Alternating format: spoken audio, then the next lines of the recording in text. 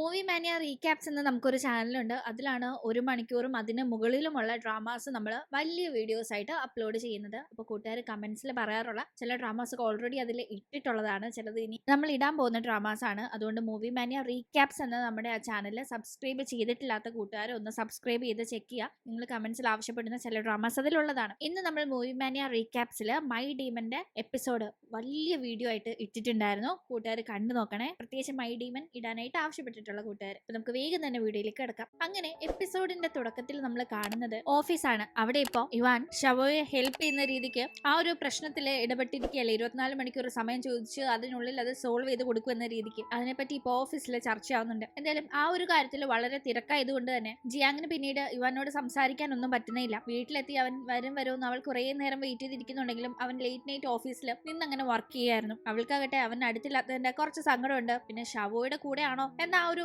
ഇച്ചിരി അസൂയൊക്കെ വരുന്നുണ്ട്. എന്നാലും സാരമില്ല, വർക്ക് ചെയ്യല്ലേ, കുഴപ്പമില്ല എന്ന് അവളെ തന്നെ ഓർമ്മപ്പെടുത്തുന്നു. അങ്ങനെ അടുത്ത ദിവസമാട്ടെ ആ ഒരു ജോലിയൊക്കെ ഇവർ കംപ്ലീറ്റ് ചെയ്യുന്നുണ്ട്. ഇനി അത് ഇവരുടെ ബോസിനെ കാണിക്കണം. അപ്പൊ അതിന് മുന്നേ അവരിരുന്ന് സംസാരിക്കുമ്പോൾ എന്നെ ഈ ഒരു സാഹചര്യത്തിൽ ഹെൽപ്പ് ചെയ്തതിന് ഒരുപാട് താങ്ക്സ് എന്ന് ഷവോ യുവാനോട് പറയുന്ന ടീം എനിക്കൊരു തെറ്റ് പറ്റിയെന്നും പറഞ്ഞ് ഫോൺ എടുത്ത് അവൾ കാണിക്കുന്നു. അതിൽ യുവാൻ കാണുന്നത് യുവാനും ജിയാങ്ങും കിസ് ചെയ്യുന്ന ഫോട്ടോ ആണ്. ഞാൻ ആക്ച്വലി ഇതാരെയും കാണിച്ചിട്ടില്ല, കാണിക്കണം എന്നുണ്ടായിരുന്നു, പക്ഷെ ഞാനത് ചെയ്തില്ല, അതിനുള്ള സാഹചര്യം വന്നില്ല എന്ന് പറയാം. എന്തായാലും അതോടുകൂടി എന്റെ തെറ്റ് എനിക്ക് മനസ്സിലായി, ഇത് ഞാൻ ഇവിടെ ഡിലീറ്റ് ചെയ്യാണെന്ന് പറഞ്ഞ് അവൾ ആ ഫോട്ടോ ഡിലീറ്റ് ചെയ്യുന്നുണ്ട്. കൂട്ടത്തിൽ അവനോട് ഒരു ഉപദേശവും കൂടി. മറ്റൊന്നുമല്ല, ഇങ്ങനെയൊക്കെ ഓഫീസിൽ വെച്ച് ചെയ്താൽ പ്രശ്നമാവില്ലേ. ഇപ്പോ അവൾ കണ്ടതുകൊണ്ട് ഇത് ഇങ്ങനെയൊക്കെ കഴിഞ്ഞു, വേറെ ആരെങ്കിലും ആ കണ്ടതെങ്കിൽ ആകെ പ്രശ്നമാവില്ല. അതുകൊണ്ട് ഓഫീസിൽ വെച്ച് ഇങ്ങനെയൊന്നും വേണ്ടെന്നില്ല. അവളാകട്ടെ അവനോട് സംസാരിക്കുകയും ഒപ്പം തന്നെ ചെയ്ത തെറ്റുകൾക്ക് സോറി പറയുകയും ചെയ്യുന്നുണ്ട്. എന്തായാലും ഇവിടെ ഇരുന്ന് സംസാരിക്കുന്ന ടീം അങ്ങോട്ടേക്ക് രാവിലെ യുവാനുള്ള ഫുഡുമായിട്ട് ജിയാങ് എത്തുന്നുണ്ടെങ്കിലും ഇവരിരുന്ന് സംസാരിക്കുന്ന കാണുമ്പോൾ അടുത്തേക്ക് ചെല്ലാനായി അവൾക്ക് എന്തോ ഒരു മടി. അവളായിട്ട് കൊണ്ടുവന്ന ബ്രേക്ക്ഫാസ്റ്റ് ഒരു കൊളീഗിന് കൊടുത്ത് അവൾക്ക് പെട്ടെന്ന് ഒരു ക്ലയന്റ് മീറ്റിംഗ് അപ്പോൾ ഉണ്ടായിരുന്നത് കൊണ്ട് തന്നെ അവിടെ നിന്ന് പുറപ്പെട്ടു പോകുന്നു. അങ്ങനെ യുവാനാകട്ടെ ബോസിനെ കണ്ട്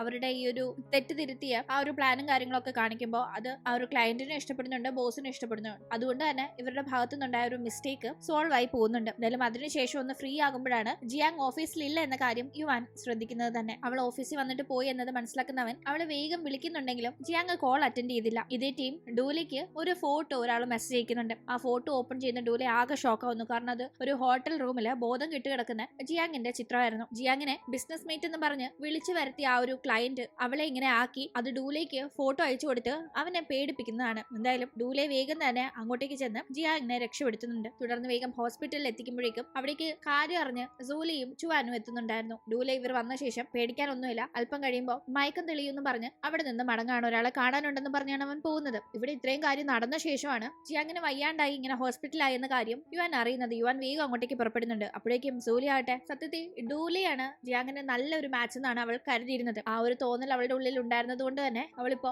കണ്ടില്ലേ, ജിയാങ്ങിന് ഒരു ആവശ്യം വരുമ്പോൾ എപ്പോഴും ഡൂലയാണ് മുൻപന്തിയിലുള്ളത്. യുവാനെ മഷിയിട്ട് നോക്കിയാൽ പോലും കാണില്ല എന്നൊക്കെ പറഞ്ഞ് കുറ്റം പറഞ്ഞുകൊണ്ടിരിക്കുമ്പോൾ കൂട്ടത്തിൽ ആ ആപ്പില് 100% മാച്ച് കാണിച്ചെന്ന് ഓർത്ത് കാര്യമൊന്നുമില്ല, അത് പ്രവൃത്തിയിലും കൂടി വേണമെന്നൊക്കെ ഇങ്ങനെ പറഞ്ഞുകൊണ്ടിരിക്കുമ്പോൾ യുവാൻ ഇപ്പൊ എത്തും, നീ നോക്കിക്കോ എന്ന് പറഞ്ഞ് ചുവാൻ പറഞ്ഞു തീരുമ്പോഴേക്കും യുവാൻ അങ്ങോട്ടേക്ക് എത്തുന്നുണ്ടായിരുന്നു. അങ്ങനെ യുവാൻ വരുമ്പോഴേക്കും ജിയാങ്ങും കണ്ണു തുറക്കുന്നുണ്ടായിരുന്നു. യുവാന് തീരെ ഉത്തരവാദിത്തമില്ല ജിയാങ്ങിന്റെ കാര്യത്തിൽ, അതുകൊണ്ടല്ല അവൾക്ക് ഇങ്ങനെ സംഭവിച്ചെന്നൊക്കെ ചോദിച്ച് സൂലി അവിടെ ഷൗട്ട് ചെയ്യുമ്പോഴേക്കും ജിയാങ്ങിനോട് എന്ത് പറ്റിയെന്ന് യുവാൻ തിരക്കുമ്പോൾ എനിക്ക് കൃത്യമായിട്ടൊന്നും ഓർമ്മയില്ലാന്നായിരുന്നു അവൾ പറയുന്നത്. അപ്പോഴേക്കും നീങ്ങ് വന്ന് ചുമ്മാ പ്രശ്നം ഉണ്ടാക്കാൻ നിൽക്കാതെ എന്ന് പറഞ്ഞ് സൂലിയെ ചുവാൻ വിളിച്ചോണ്ട് പോകുന്നുണ്ട്. അങ്ങനെ ഡോക്ടറിനോട് യുവാൻ സംസാരിക്കുമ്പോഴാണ് ഇതുപോലെ മയക്കുമരുന്ന് ആരോ കൊടുത്ത് സംഭവിച്ചതാണെന്നും ഡൂലയാണ് ഇവിടെ ജിയാങ്ങിനെ അഡ്മിറ്റ് ചെയ്തതെന്നും യുവാനും മനസ്സിലാവുന്നത്. അവൻ ഷോക്ക് ആവുന്നുണ്ട്. ഡൂലെ എങ്ങനെ കറക്റ്റായി ജിയാങ്ങിന് ഇങ്ങനെ പറ്റിയതറിഞ്ഞു, ആരായിരിക്കും ജിയാങ്ങിനെ അപകടപ്പെടുത്തിയിട്ട് അത് കറക്റ്റായി ഡൂലെ അറിയിച്ചത് എന്നല്ല, ആരോ ഒരു ക്ലയന്റ് എന്ന രീതിയിൽ ജിയാങ്ങിനെ വിളിച്ചു വരുത്തി ഇങ്ങനെ അപകടപ്പെടുത്താൻ നോക്കി അതിന്റെ ഫോട്ടോ എടുത്ത് കറക്റ്റായി ഡൂലയ്ക്ക് അയച്ചു കൊടുത്തിരുന്നല്ലോ. ഡൂലയ്ക്ക് അത് കണ്ടപ്പോഴേ ആളെ മനസ്സിലായിട്ടുണ്ടായിരുന്നു. അതുകൊണ്ട് തന്നെയാണല്ലോ അവൻ വേഗം അവളെ ഹോസ്പിറ്റലാക്കിയിട്ട്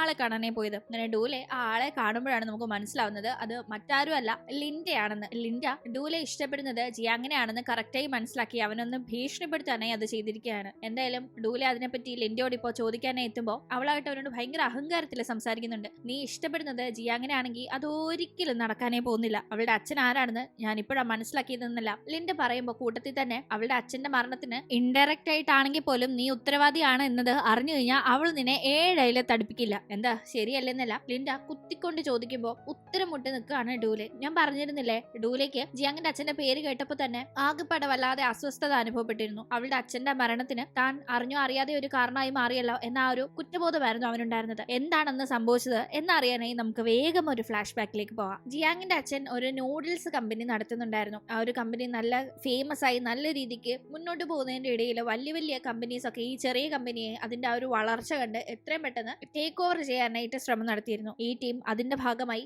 ലിൻഡയും ഡൂലയും ഒക്കെ അവരുടെ കമ്പനിയുടെ ബിഹാഫിൽ അവരുടെ വലിയ ക്ലയന്റിന് വേണ്ടി ജിയാങ്ങിന്റെ അച്ഛന്റെ ഈ ഒരു ചെറിയ സ്ഥാപനം ഏറ്റെടുക്കാനായി ശ്രമിച്ചിരുന്നു. വലിയ വലിയ തുക ഓഫർ ചെയ്തിട്ടും ആള് പക്ഷെ അതിന് തയ്യാറായില്ല. നല്ല രീതിയിൽ ബിസിനസ് നടത്തുമായിരുന്നല്ലോ, അതങ്ങനെ വിട്ടുകളയേണ്ട ആവശ്യമില്ല. ഇവരാകട്ടെ ആ കമ്പനിയിൽ ഒരുപാട് പ്രശ്നങ്ങൾ നടത്തിയെടുത്തു. ഇവരെന്ന് പറഞ്ഞാൽ ലിൻഡ ആണ് അതിന്റെ മാസ്റ്റർ ബ്രെയിൻ. ലിൻഡ ചെയ്യാൻ പറയുമ്പോൾ വേറെ വഴിയില്ലാണ്ട് മുന്നിൽ നിന്ന് ഡൂലെ അതൊക്കെ ചെയ്തതാണ്. എന്തായാലും അങ്ങനെ ജിയാങ്ങിന്റെ അച്ഛന്റെ സ്ഥാപനത്തിൽ വലിയ തിരിമറി ഇവർ നടത്തിയെടുക്കുന്നുണ്ട്. അവരുടെ ഫുഡിലൊക്കെ ചില പ്രശ്നങ്ങളുണ്ടെന്ന് വരുത്തി തീർത്ത് അങ്ങനെ ആ കമ്പനി ഇനി ഒന്നെങ്കിൽ അടച്ചു പൂട്ടേണ്ടി വരും, അല്ലെങ്കിൽ അത് മുന്നോട്ട് കൊണ്ടുപോകണം എന്നുണ്ടെങ്കിൽ ഒരു കാര്യം മാത്രമേ വഴിയുള്ളായിരുന്നു, കമ്പനി ടേക്ക് ഓവർ ചെയ്യാനായി നിൽക്കുന്ന ആ വലിയ കമ്പനിക്ക് നൽകുക എന്നത്. അങ്ങനെ വേറെ വഴിയില്ലാണ്ട് അതിന് ജിയാങ്ങിന്റെ അച്ഛൻ സമ്മതിച്ചു. പക്ഷെ തന്റെ കമ്പനിയിലുള്ള സ്റ്റാഫ്സിന് ഈ ടേക്ക് ഓവറിലൂടെ ജോലി നഷ്ടപ്പെടരുത്, അവർക്ക് ജോലി തുടരണം എന്ന ആ ഒരു കണ്ടീഷൻ മാത്രമേ അദ്ദേഹം മുന്നിൽ വെച്ചിട്ടുള്ളായിരുന്നു. എന്തായാലും ആ ഒരു കാര്യം നടന്ന ശേഷം അദ്ദേഹം ആകെ തകരുകയായിരുന്നു. തന്റെ ഭാഗത്തുണ്ടായ തെറ്റുകൊണ്ടല്ല കമ്പനി ഇങ്ങനെ ആയത്, തന്നെ ചതിച്ചതാണെന്ന് മനസ്സിലാക്കുന്ന അദ്ദേഹം നെഞ്ചു പൊട്ടി മരിക്കുകയായിരുന്നു പിന്നീട് ഉണ്ടായത്. ഈ കാര്യങ്ങളെല്ലാം പുറകിൽ നിന്ന് ചെയ്യിച്ചത് ലിൻഡ ആണെങ്കിലും പ്രത്യക്ഷത്തില് ഈ ഒരു ടേക്ക് ഓവറിന്റെ പ്രോസസ്സും കാര്യങ്ങളൊക്കെ മുന്നിൽ നിന്ന് ചെയ്തത് ഡൂലയാണ്. ലിൻഡ അവനെ കൊണ്ട് പറഞ്ഞു ചെയ്യിപ്പിച്ചത് കൊണ്ട് മാത്രം. എന്തായാലും അപ്പോ ജിയാങ് ഈ കാര്യങ്ങളൊക്കെ അറിഞ്ഞ തീർച്ചയായും ഡൂലയെ മാത്രമേ കുറ്റം പറയൂ, അവനാണ് അച്ഛന്റെ മരണത്തിന് ഉത്തരവാദി എന്ന രീതിയിൽ വിശ്വസിക്കൂ. അതുകൊണ്ടാണ് ആ ഒരു കാര്യം പറഞ്ഞ ലിൻഡ ഇപ്പോ ഡൂലയെ ഭീഷണിപ്പെടുത്തുന്നത്. അങ്ങനെ ആകെ ഫ്രസ്ട്രേറ്റഡ് ആവുന്ന ഡൂലെ ഇച്ചിരി സമാധാനത്തിന് വേണ്ടി ബോക്സിംഗ് റിംഗിലേക്ക് ചെല്ലുന്നുണ്ട്. അവൻ അവിടേക്ക് വരുമെന്ന് അറിയാവുന്ന യുവാനായിട്ട് അപ്പോഴേക്കും അവിടെ വെയിറ്റ് ചെയ്തിരിക്കുകയായിരുന്നു. ഇപ്പൊ നടന്ന കാര്യങ്ങളെ പറ്റി യുവാൻ സംസാരിക്കാൻ തുടങ്ങുമ്പോഴേക്കും എനിക്കറിയാം ഞാനാണ് തെറ്റുകാരൻ എന്ന രീതിക്കായിരിക്കും നീ വിചാരിച്ചു വെച്ചിരിക്കുന്നത്, പക്ഷെ ഞാനല്ല ഇതിന് ഉത്തരവാദി, ഞാൻ തെറ്റായിട്ടൊന്നും ചെയ്തിട്ടില്ല എന്നല്ല പറയുന്ന ഡൂലെ ഒരിക്കലും ജിയാങ്ങിനെ ഉപദ്രവിക്കണമെന്ന് താൻ ആഗ്രഹിക്കില്ലെന്നും കാരണം താൻ അവളെ അത്രയേറെ ഇഷ്ടപ്പെടുന്നുണ്ടെന്നും കൂടി അവിടെ പറയുമ്പോൾ യുവാൻ അത് തീരെ ഇഷ്ടപ്പെടുന്നില്ല. യുവാൻ രണ്ട് കാര്യങ്ങളാണ് അവിടെ പറയുന്നത്. ഒന്ന്, എന്തായാലും ഡൂലയുമായി ബന്ധമുള്ള എന്തോ ഒരു രീതിക്കാണ് ജിയാങ്ങിന് ഇപ്പൊ ഇങ്ങനെ സംഭവിച്ചത്, അത് തനിക്ക് ഉറപ്പാണ്, അതെന്താണെന്ന് താൻ കണ്ടെത്തിക്കൊള്ളാമെന്നും. രണ്ടാമതായി ഡൂലെ ജിയാങ്ങിനെ ആഗ്രഹിച്ചിരുന്നിട്ട് യാതൊരു കാര്യമില്ലെന്നും താനും ജിയാങ്ങും ഇപ്പോൾ പ്രണയത്തിലാണെന്നതും യുവാൻ അവിടെ വെളിപ്പെടുത്തുമ്പോൾ ആ ഒരു കാര്യം അപ്പോൾ മാത്രമാണ് ഡൂലെ അറിയുന്നത്. അവന് ഭയങ്കര സങ്കടാവുന്നുണ്ട്. അങ്ങനെ പിന്നീട് നമ്മൾ ജിയാങ്ങിനെ കാണുമ്പോഴേക്കും അവൾ ഹോസ്പിറ്റലിൽ നിന്ന് ഡിസ്ചാർജ് ആയിരിക്കുന്നു. കുളി കഴിഞ്ഞ് എത്തുന്ന അവൾക്ക് തലയൊക്കെ തോർത്തി കൊടുത്ത് ഭയങ്കര കെയർ ആയിട്ട് യുവാൻ അടുത്ത് തന്നെയുണ്ട്. അവൾ ഹെൽത്ത് നന്നായി ശ്രദ്ധിക്കണമെന്നും അങ്ങനെ ഓരോ കാര്യങ്ങളൊക്കെ പറഞ്ഞ് അവൻ അടുത്തിരിക്കുമ്പോൾ ജിയാങ്ങിനെ അമ്മ വിളിക്കുന്നു. വേഗം തന്നെ യുവാനോട് സൗണ്ട് ഇടലെന്ന് പറഞ്ഞ് അവൾ യുവാനെ കോളിൽ കിട്ടാത്ത രീതിയിൽ സംസാരിക്കുമ്പോൾ അവനായിട്ട് മാക്സിമം അവിടെ ഇരുന്ന് ഓരോ സൗണ്ട് ഇട്ട് ഡിസ്റ്റർബ് ചെയ്യാനായി നോക്കുന്നുണ്ട്. ദേഷ്യം അവള് നല്ല തൊഴിയൊക്കെ കൊടുക്കുന്നുണ്ടായിരുന്നു. എന്തായാലും അമ്മയാകട്ടെ എത്ര നാളായി നിന്നെ കണ്ടിട്ട്, ന്യൂ ഇയർ അല്ലേ വരുന്നത്, നീ ഒന്ന് വീട്ടിലേക്ക് വാ എന്നൊക്കെ പറഞ്ഞ് സംസാരിക്കുമ്പോൾ വേഗം തന്നെ കോള് വെക്കാൻ വേണ്ടി അവൾ ഞാൻ നാളെ തന്നെ വരാന്ന് പറഞ്ഞ് ബായൊക്കെ പറഞ്ഞ് വെക്കുന്നുണ്ട്. അയ്യോ നീ ന്യൂ ഇയറിന് പോവാണോ, അപ്പൊ ഞാനിവിടെ ഒറ്റയ്ക്കാവില്ലേ എന്നല്ല യുവാൻ അത് കേട്ട് ചിണുങ്ങുമ്പോ എന്റെ കൂടെ വാന്നേ അമ്മായിയമ്മയെ കാണാലോ എന്നൊക്കെ പറഞ്ഞ് അവൾ ഒരു തമാശക്ക് പറയുമ്പോ ആ ശരിയല്ലേ, എത്ര നാളായി ഞാൻ നിന്റെ അമ്മയെ കണ്ടിട്ട്, ഞാൻ വരാം, നിന്റെ അച്ഛനെ ഞാൻ കണ്ടിട്ട് കുറെ നാളായില്ലേ, അദ്ദേഹത്തിന്റെ നൂഡിൽസ് എനിക്ക് ഭയങ്കര ഇഷ്ടമാണ്, അതും കൂടി കഴിക്കാലോ എന്നൊക്കെ അവൻ എക്സൈറ്റഡ് ആയി പറയുന്നുണ്ട്. അന്ന് ആ ഹോസ്പിറ്റലില് ജിയാങ്ങിനെ അഡ്മിറ്റ് ചെയ്തപ്പോഴാണ് യുവാൻ ലാസ്റ്റായി ജിയാങ്ങിനെയും അവളുടെ പേരൻസിനെയും കണ്ടത്. പിന്നീട് അവൾ TC വാങ്ങി പോയതുകൊണ്ട് തന്നെ അവന് കാണാൻ സാധിച്ചിട്ടുണ്ടായിരുന്നില്ല. അവന് അവരുടെ മുമ്പിൽ പോകാൻ ധൈര്യം ഉണ്ടായിരുന്നില്ല. ഇവനാണ് തെറ്റ് ചെയ്തതെന്നാണല്ലോ ഇവരെല്ലാം വിചാരിച്ചു വെച്ചിരുന്നത്. എന്തായാലും ഇപ്പോൾ വീണ്ടും അവരെല്ലാം കാണുന്നതിനെ പറ്റി വളരെ എക്സൈറ്റഡ് ആയി അവൻ സംസാരിക്കുമ്പോൾ അത് കേട്ട് ജിയാങ് അപ്സെറ്റ് ആവുന്നുണ്ട്. അവൾ അച്ഛൻ മരണപ്പെട്ടു എന്ന കാര്യങ്ങളൊക്കെ അവനോട് പറയുമ്പോൾ ഇതുവരെ ഈ കാര്യങ്ങളൊന്നും അവൻ അറിയില്ലായിരുന്നു. അവൻ ആകെ ഷോക്ക് ആവുന്നുണ്ട്. കാരണം അവന് വളരെ പ്രിയപ്പെട്ട ഒരാളായിരുന്നല്ലോ ജിയാങ്ങിന്റെ അച്ഛൻ. അദ്ദേഹം മരിച്ചു എന്നതും ഇങ്ങനെയാണ് മരിച്ചു എന്നതും അവന് ഭയങ്കര ഷോക്കിംഗ് ആയിട്ടുള്ള ഒരു കാര്യമായിരുന്നു. ആക്ച്വലി ഇതുപോലെ ഒരു ഇൻവെസ്റ്റ്മെന്റ് കമ്പനിയാണ് തന്റെ അച്ഛന്റെ മരണത്തിന് കാരണമെന്ന് അറിയാവുന്നത് കൊണ്ടും കൂടിയാണ് ജിയാങ് ഇൻവെസ്റ്റ്മെന്റ് കമ്പനിയിൽ തന്നെ തനിക്ക് ജോലി ചെയ്യണമെന്ന് ആഗ്രഹിച്ചത്. അങ്ങനെ അവൾ MHൽ കയറിപ്പറ്റി കാര്യങ്ങളൊക്കെ അവൾ പറയുന്നുണ്ട്. എന്തായാലും അതിനുശേഷം നമുക്ക് ഇതങ്ങ് നിർത്തിയാലോ, വേറെ വല്ലതും സംസാരിക്കാന്ന് അവൾ പറയുമ്പോൾ അടുത്ത ദിവസം അവളുടെ അമ്മയെ കാണുമ്പോൾ എങ്ങനെ സോപ്പ് ഇടണം എന്നതിനെ പറ്റിയായിരുന്നു പിന്നീട് അവിടെ നടന്ന ഡിസ്കഷൻ. ഇതേ ടീം സൂലി ചുവാനോട് ന്യൂ ഇയർ ആഘോഷിക്കാൻ അവൻ വീട്ടിൽ പോകുന്ന കാര്യമൊക്കെ തിരക്കുമ്പോൾ അവന് കുറെ കസിൻസ് ഉണ്ട്, അതായത് അവന്റെ മുറപ്പെണ്ണ രീതി വരുന്ന കുറെ പെമ്പിള്ളേരുണ്ട്, അമ്മ അവന്റെ മക്കളുണ്ട് എന്ന കാര്യങ്ങളൊക്കെ അവനിങ്ങനെ പറയുമ്പോൾ അവൾക്ക് അത് തീരെ ഇഷ്ടപ്പെടുന്നില്ല. അത്രയും നേരം ന്യൂ ഇയർ സെലിബ്രേറ്റ് ചെയ്യാൻ വീട്ടിൽ പൊക്കൂടെ എന്നൊക്കെ പറഞ്ഞുകൊണ്ടിരുന്ന അവൾ ന്യൂ ഇയർ സെലിബ്രേറ്റ് ചെയ്യാൻ വീട്ടിലൊന്നും പോകണ്ട, ഓഫീസിൽ കുറെ പണിയുണ്ടെന്നൊക്കെ പറഞ്ഞ് അവനോട് സംസാരിക്കുകയാണ്. അവളിപ്പോ അവന്റെ കൂടെ അവന്റെ ആപ്പിന്റെ കാര്യങ്ങൾക്ക് ഒരു സ്റ്റാഫ് കണക്ക് നിന്ന് സഹായിക്കുന്നൊക്കെ ഉണ്ട്. എന്തായാലും അപ്പോഴേക്കും ഡൂലെ ആകട്ടെ ജിയാങ്ങിന്റെ അച്ഛന്റെ കാര്യത്തെ പറ്റി തന്നെ ആലോചിച്ച് ആകെ ഡിസ്റ്റർബ്ഡ് ആയിരുന്നു. അതിൽ താനല്ല തെറ്റ് ചെയ്തത് എന്ന് തെളിയിക്കാനായി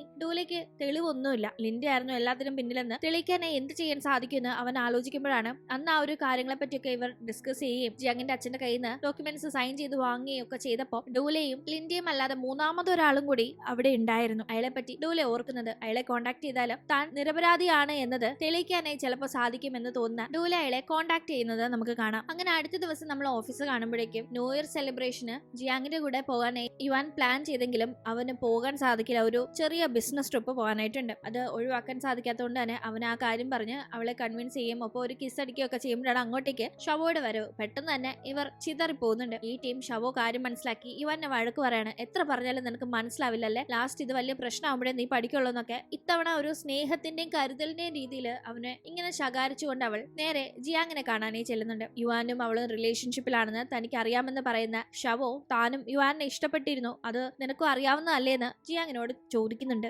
അങ്ങനെ എനിക്ക് അവനെ ഇഷ്ടമെന്ന് അറിഞ്ഞിട്ടും നീ ഞങ്ങളുടെ ഇടയിൽ കയറി അവനെ തട്ടിയെടുത്തു. പക്ഷെ ഒരു ചാൻസ് കിട്ടിയാൽ തിരിച്ചവനെ ഞാൻ സ്വന്തമാക്കിയിരിക്കുമെന്ന് ഷവോ ഇങ്ങനെ പറയുമ്പോ ജിയാങ് അത് വലിയ കാര്യമൊന്നും ആക്കുന്നില്ല. എന്തായാലും അന്ന് അമ്മയെ കാണാൻ പോകാനായി ജിയാങ് ഫ്ലൈറ്റിൽ കയറുന്നുണ്ട്. കയറിയ പാടെ ഒന്ന് ക്ഷീണം കാരണം അവൾ ഉറങ്ങാനായി തുടങ്ങുമ്പോഴേക്കും ആക്ച്വലി വരില്ല എന്ന് ജിയാങ്ങിനോട് പറഞ്ഞെങ്കിലും യുവാൻ അതേ ഫ്ലൈറ്റിൽ കയറിയിട്ടുണ്ടായിരുന്നു. ജിയാങ്ങിന്റെ തൊട്ടടുത്ത സീറ്റിൽ ഇരിക്കുന്ന പെൺകുട്ടിയോട് തന്റെ ബിസിനസ് ക്ലാസ്സിലെ സീറ്റുമായി ഒന്ന് സ്വാപ്പ് ചെയ്യാമോ എന്ന് റിക്വസ്റ്റ് ചെയ്ത് യുവാൻ അങ്ങനെ ഇവിടെ ഇരിക്കുകയാണ്. യുവാൻ ഇങ്ങനെ ഈ ഫ്ലൈറ്റിലുള്ളതോ ഇങ്ങനെ തൊട്ടടുത്ത് ഇരിക്കുന്നതോ ഒന്നും തന്നെ ജിയാങ് ആ ടൈം അറിയുന്നില്ല. അവൾ നല്ല ഉറക്കമാണ്. അവൻ ബിസിനസ് ട്രിപ്പിന് പറഞ്ഞ കണക്ക് പോയിരിക്കുന്നു എന്നേ അവൾ കരുതുന്നുള്ളൂ. ഇവിടെ ഇങ്ങനെ കാര്യങ്ങൾ നടക്കുമ്പോഴേക്കും ഡൂലെ ആകട്ടെ ലിൻഡയ്ക്കെതിരെ തെളിവ് ശേഖരിക്കാനായി ഒരാളെ കാണാനായി പോയിരുന്നല്ലോ. പക്ഷെ അയാളാകട്ടെ ഡൂലയുമായി സഹകരിച്ച് ലിൻഡയ്ക്കെതിരെ ഒന്നും ചെയ്യാനായി തയ്യാറാവുന്നില്ല. കൂടാതെ ഡൂലെ ഇങ്ങനെ തന്നെ വന്ന് കണ്ട കാര്യങ്ങളും ലിൻഡ അയാൾ കറക്റ്റായി അറിയിക്കുന്നുണ്ട്. എന്തായാലും ഡൂലെ ആകെ നിരാശയിൽ അവിടെ നിന്നിറങ്ങുന്നു. അപ്പോഴേക്കും കുറെ നേരത്തെ സുഖസുന്ദരമായ ഉറക്കമൊക്കെ കഴിഞ്ഞ് കണ്ണ് തുറക്കുമ്പോഴാണ് ജിയാങ്ങിന് തൊട്ടടുത്ത് യുവാൻ ഇരിക്കുന്ന കാഴ്ച കാണുന്നത്. അവൾ ആകെ ഷോക്കാവുന്നുണ്ട്. ഇതിപ്പോ വന്നു എന്നെല്ലാം അവൾ ചോദിക്കുമ്പോഴേക്കും കറക്റ്റ് അപ്പോഴായിരുന്നു